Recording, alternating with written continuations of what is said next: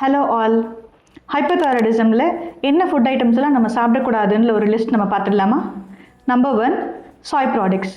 இந்த ப்ராடக்ட்ஸ் எல்லாம் எதுனா soybean, tofu and Sai sauce. இந்த மாதிரியான ஐட்டம்ஸ் நம்ம சாப்பிடக்கூடாது. ஏன்னா இதில் ஐசோஃப்ளாவோன்ஸ் அப்படின்ற ஒரு ப்ராடக்ட் ரிலீஸ் ஆகும். இந்த ப்ராடக்ட்னால தைராய்டு ஹார்மோன் ப்ரொடக்ஷன் கொஞ்சம் எஃபெக்ட் ஆகும். ஸோ அதனால் இந்த ப்ராடக்ட் சாப்பிடக்கூடாது. Next, cruciferous vegetables. எந்தெந்த காய்கறிங்க இந்த லிஸ்ட்டில் வருதுன்னு பார்க்கலாமா? Cabbage, cauliflower, Khel, பாக்சாய், பிரசல் sprouts.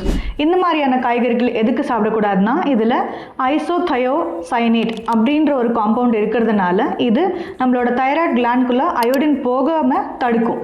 So இதனால் தைராய்டு ப்ராப்ளம் இருக்கிறவங்க இந்த ஐட்டம்ஸ் எல்லாம் சாப்பிடக்கூடாது. நெக்ஸ்ட், மில்லட்ஸில் கம்பு, பேர்ல் மில்லட்னு சொல்லுவாங்க. இந்த மில்லட்டில் நிறைய சாப்பிடக்கூடாது. இதுலேயும் தைராய்டு ப்ரொடக்ஷன் கொஞ்சம் எஃபெக்ட் ஆகும். நெக்ஸ்ட், டெய்ரி ப்ராடக்ட்ஸ் அவாய்ட் பண்ணிக்கணும். ஏன்னா இது டேப்லெட் அப்சார்ப்ஷன்லேயும் இன்டர்ஃபியர் பண்ணும். ப்ளஸ் இந்த மாதிரி இருக்கிற ப்ராப்ளம் இருக்கிறவங்க கோகோனட் மில்க், அதாவது கவுஸ் மில்க் பதிலாக கோகோனட் மில்க் எடுத்துக்கிட்டால் கொஞ்சம் ஹெல்ப்ஃபுல்லாக இருக்கும். டெய்ரி ப்ராடக்ட்ஸ் அவாய்ட் பண்ணிக்கணும். இதை அவாய்ட் பண்ணுறதுனால நம்ம பாடியில் ஏற்படுற இன்ஃப்ளமேஷனை தடுத்துக்கலாம். ஃபைனலி, ப்ராசஸ்ட் அண்ட் ஃப்ரைட் ஃப்ரூட்ஸை அவாய்ட் பண்ணிக்கணும். இதெல்லாம் தான் நம்ம ஹைப்போதைராய்டிசமில் அவாய்ட் பண்ண வேண்டிய ஃபுட் ஐட்டம்ஸ். தைராய்டு பிரச்சனைகளை பற்றி உங்களுக்கு இன்னும் அப்டேட்ஸ் வேணும்னா கமெண்ட்ஸில் போய் உங்களோட கொஷின்ஸ் வைங்க. அதுக்கான ரிலேட்டட் வீடியோஸ் போஸ்ட் பண்ணுவேன். தேங்க்யூ.